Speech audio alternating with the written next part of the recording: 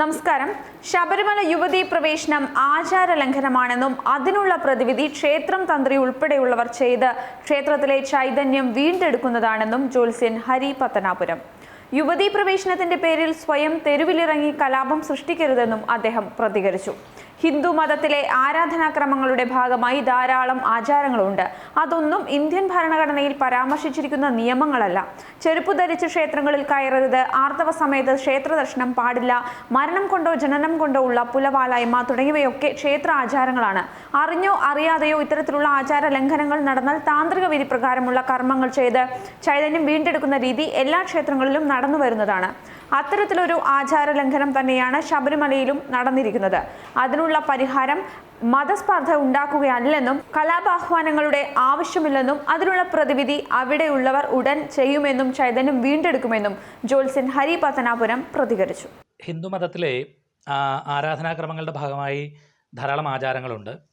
അപ്പോൾ അത് നിയമമൊന്നുമല്ല. അത്തരം ആചാരങ്ങൾ ഇപ്പം ചെരുപ്പ് ധരിച്ചുകൊണ്ട് ക്ഷേത്രത്തിനുള്ളിൽ പ്രവേശിക്കരുത് എന്ന് പറയുന്നത് ഒരു ആചാരം മാത്രമാണ്. അത് നിയമം ഒന്നുമല്ല, ഇന്ത്യൻ ഭരണഘടനയിൽ പറഞ്ഞിട്ടുള്ള കാര്യമല്ല.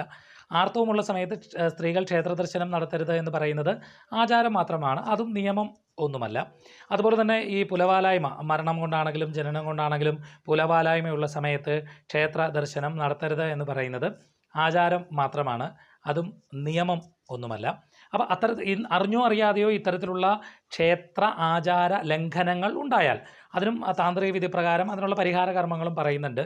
അത്തരം കർമ്മങ്ങൾ ചെയ്തിട്ട് വീണ്ടും ക്ഷേത്രം പഴയപടി ആ ഒരു ചൈതന്യം വീണ്ടെടുക്കുക എന്നുള്ള അർത്ഥത്തിലൊക്കെയാണ് അങ്ങനെ പ്രവർത്തിക്കുന്നത്.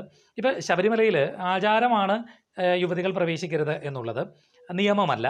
അപ്പം ആ ആചാരവുമായി ബന്ധപ്പെട്ട എന്തെങ്കിലും ലംഘനമുണ്ടായാൽ, അതായത് യുവതികൾ പ്രവേശിച്ചു എന്നുണ്ടെങ്കിൽ അതിന് അവിടെ പ്രതിവിധികൾ, പരിഹാര മാർഗ്ഗങ്ങൾ ചെയ്യുക എന്നുള്ളതാണ്. അതിന് താന്ത്രിക വിധി പ്രകാരം ധാരാളം മാർഗ്ഗങ്ങൾ നമ്മുടെ ആചാരക്രമത്തിൻ്റെ ഭാഗമായി പറയുന്നുണ്ട്. അത് ചെയ്താൽ ഞാൻ മുമ്പ് പറഞ്ഞതുപോലെ തന്നെ വീണ്ടും ക്ഷേത്രത്തിൻ്റെ ചൈതന്യം വീണ്ടെടുത്തുകൊണ്ട് മുമ്പോട്ട് പോവുക എന്നുള്ള ഒരു വിശ്വാസമാണ്, ആ വിശ്വാസത്തിൻ്റെ ഭാഗമായിട്ടാണ് പ്രവർത്തിക്കുന്നത്. ഞാനിത് പറയാൻ കാര്യം, ഇപ്പോൾ വാർത്തകളൊക്കെ വരുന്നു, എന്തൊക്കെയോ കലാപാഹ്വാനങ്ങളൊക്കെ വരുന്നുണ്ട്, വലിയ പ്രശ്നം എന്നൊക്കെ പറഞ്ഞിട്ട്. ഉള്ളതാണോ എന്ന് അറിയില്ല. എന്താണെങ്കിലും അത്തരത്തിൽ കലാപങ്ങൾ അല്ല ഇതിൻ്റെ ഒരു പരിഹാരം എന്ന് പറയുന്നത്. നമ്മുടെ താന്ത്രിക വിധി പ്രകാരമുള്ള കർമ്മങ്ങൾ തന്നെ അതിന് പരിഹാരമായി പറയുന്നുണ്ട്. അതുകൊണ്ട് മതസ്പർദ്ധയൊന്നും ഉണ്ടാക്കരുത്, ബഹളങ്ങളൊന്നും വെക്കേണ്ട. അത് തന്ത്രിക്കും അതുമായിട്ട് അനുബന്ധമായിട്ടുള്ള ആളുകൾക്കൊക്കെ അതറിയാം, അവരത് ചെയ്തിട്ട് വീണ്ടും പഴയപടി തന്നെ ചൈതന്യമൊക്കെ വീണ്ടെടുത്ത് ശബരിമല ക്ഷേത്രം തുടർന്നും അതുപോലെ തന്നെ പ്രവർത്തിക്കും എന്നുള്ളത് മാത്രമാണ് എനിക്ക് ഈ അവസരത്തിൽ പറയാനുള്ളത് എൻ്റെ സഹോദരങ്ങളോട്.